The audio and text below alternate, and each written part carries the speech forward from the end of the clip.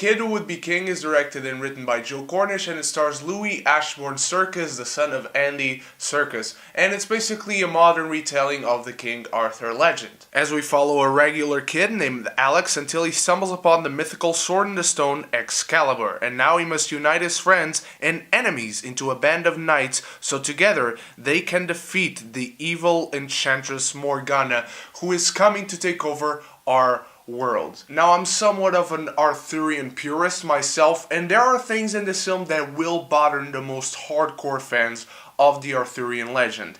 I was bothered by those elements, but I had to take them aside to judge this movie on its own values if I had no knowledge of the Arthurian legend. And the film does a really good job in modernizing the story and really makes you care for these kids. Alex, who is played by the son of Andy Serkis, this kid was tremendous. He is charming, he is just delightful to watch on screen, and he is inspiring. He really gives a great performance. This kid is being raised by a single mother. This is nothing new. We've seen these stories of a kid being thrust upon greatness, and he only has one parent, and he goes in search of the other parent, and the film plays it so well with this cliched, very well-known trope in this type of story, that then when it twists it, and I'm not going to say how, I was really surprised and I was really delighted by it, because this film basically tells us that this is not a modernization of this story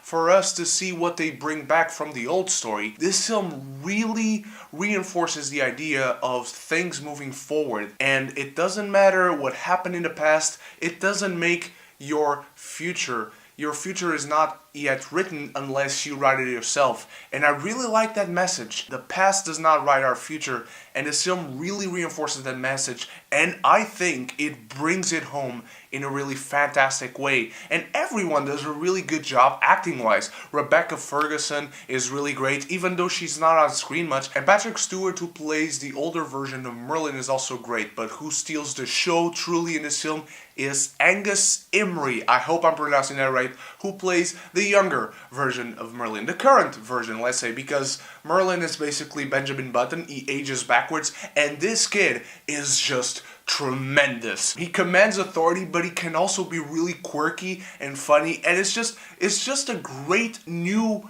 take on this very well-known story that has been told several times, some good, some bad, and some of them underrated. To my surprise, even the special effects look great in this film when they are there. There's a big battle towards the end of the film, and they really went all out on it. Not even in Attack the Block, they went so big as they did in this film. What really makes this film, as I said, are the characters, the heart of the story, and the little twists and turns that it takes, the different directions that it takes, several familiar tropes that we know from this type of narrative. But as much as I like these characters when they were together, and I like seeing everyone fight for the same cause and Alex rallying the troops, I really didn't buy when him and his friend became friends with the bullies. There are just so many inconsistencies when it comes to them being brought together. Some of the things they do, some of the things they say, they constantly jump back and forth between what is forming in their relationship and now it is growing,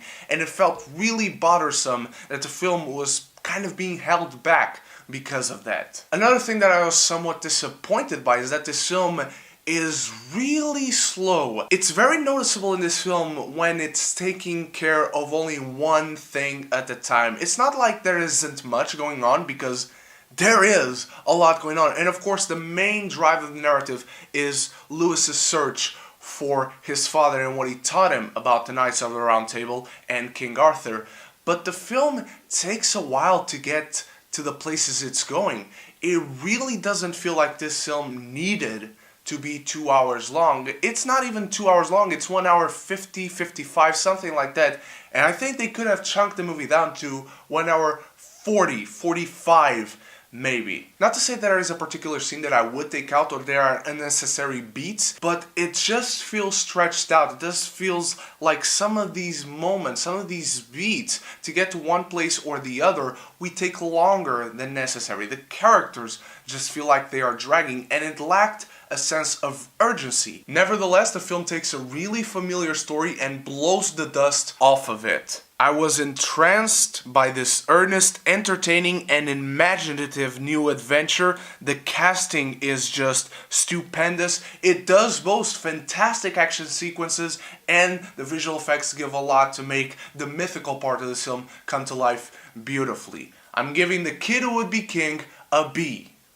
Now, what did you think of The Kid Who Would Be King? Let me know in the comments below, and let me know what's your favorite version of the King Arthur tale, or if you have one in your head that hasn't been made yet. Let me know in the comments below, and thank you so much for watching. You guys are the best. Many other reviews coming this week, especially my review for Vice, which is very late, and the Oscars are already on Sunday. So I'll see you in those reviews and many other videos to come. So until then, stay beautiful and stay geeky. And if you haven't done so yet, click the subscribe button and click the bell so we can be geeky united!